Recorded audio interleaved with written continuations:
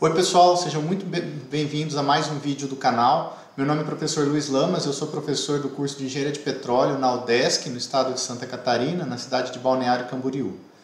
Hoje nós vamos discutir um artigo bastante interessante publicado recentemente chamado Mecanismos para a Recuperação Avançada de Óleo em Reservatórios Carbonáticos, baseado na adição de íons de cobre.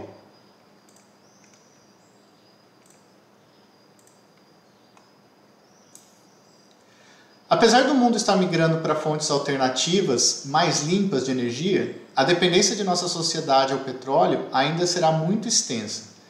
Isso porque diversos produtos como plásticos, borrachas, solventes, tintas ainda estão entre os derivados deste material. A exploração do petróleo não consegue recuperar todo o petróleo de um reservatório. Algo na ordem de 50% do petróleo é deixado para trás. Dessa forma, técnicas de recuperação avançada de petróleo, ou EOR, podem ser utilizadas com o intuito de aumentar a recuperação de petróleo. Uma dessas técnicas que vem sendo estudada recentemente é a injeção de água de salinidade projetada.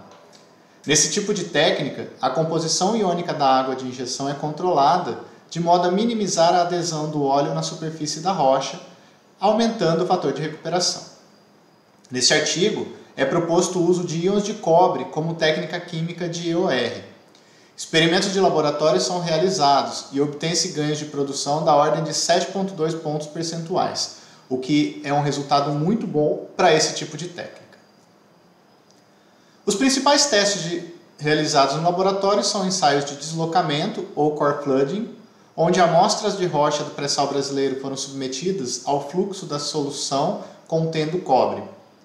As condições de pressão e temperatura se assemelham às condições de reservatórios reais.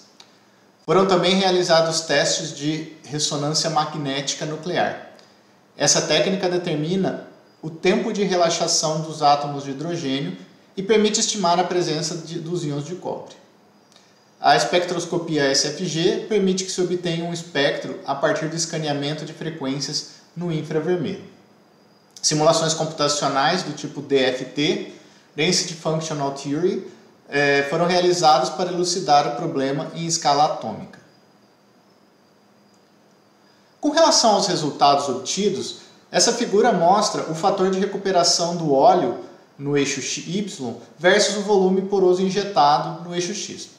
Observa-se inicialmente um incremento na produção de óleo após a injeção da água contendo cobre, a 0,1 gramas por litro de cloreto de cobre.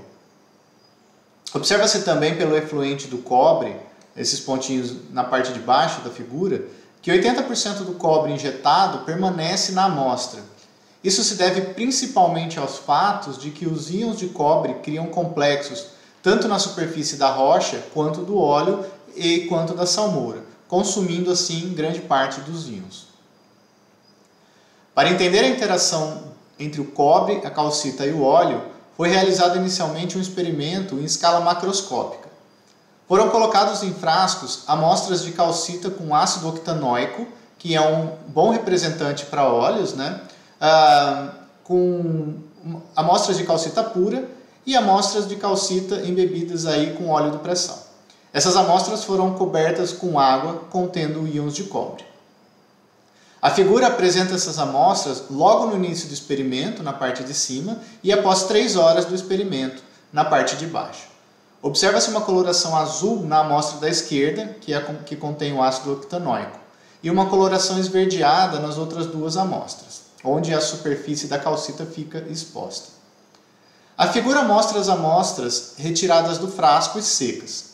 Acima estão as amostras logo após a retirada, onde observa-se que a amostra com o ácido octanóico está totalmente coberta com uma substância azul, enquanto as outras amostras estão recobertas com uma substância verde. As amostras foram limpas com hexano e observou-se que o composto azul foi removido, enquanto o verde não foi. Este fato pode ser interpretado como sendo o composto azul um composto orgânico, ou seja, criado devido à interação dos componentes ácidos do óleo com os íons de cobre. O composto verde, por sua vez, que não foi removido pelo hexano, leva a crer que esse composto é um componente inorgânico. Isso é uma indicação de que o cobre pode melhorar a produção de petróleo de duas maneiras. a complexação com ácidos orgânicos e a mineralização na superfície da rocha. Usando espectroscopia SFG, é possível analisar os componentes ácidos do óleo absorvidos na superfície. Nessa figura, é possível observar o espectro de uma superfície de calcita com bastante ácido octanoico. A amostra é enxaguada com água do mar e observa-se uma diminuição nos picos nessa curva azul, ou seja, uma diminuição no óleo absorvido na superfície.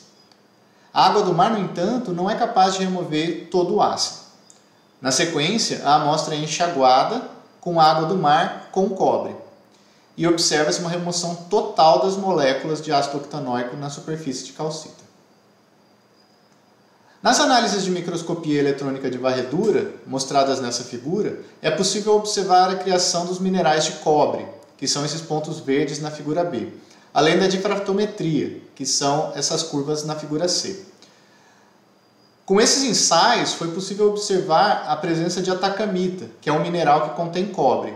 A fórmula da atacamita é dada aí, por Cu2OH3Cl. A partir das simulações computacionais, foi possível entender a dinâmica da formação dos complexos de cobre e os complexos com os componentes ácidos do óleo. A figura mostra um diagrama de energia de adsorção, onde a linha vermelha representa uma superfície de calcita e a verde de atacamita. Quanto mais negativo o valor dessa energia, mais estável a adsorção.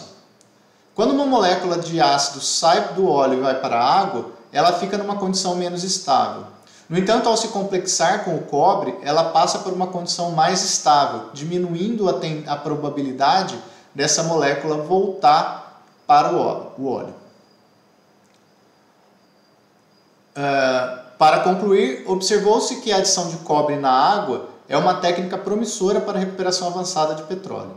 O mecanismo proposto se baseia na complexação do cobre-óleo e cobre-calcita. A figura ilustra o mecanismo proposto. Nessa figura, observa-se na parte A que a salmoura com cobre está sendo injetada. Na parte B, ocorre uma perturbação do equilíbrio das energias de adsorção devido à formação dos complexos. Na parte C, existe a mineralização e a criação da atacamita. E na parte D, a remoção do óleo que estava anteriormente absorvida na superfície da calcita. Abaixo está o link para o artigo para quem tiver mais interesse. Eu agradeço a atenção de todos. Fiquem à vontade para escrever seus comentários, perguntar o que tiverem dúvida. Eu estou à disposição. Muito obrigado, um abraço a todos. Fiquem atentos aí ao canal que estaremos sempre postando novos vídeos nessa série de análises de artigos. Um abraço, até mais. Valeu!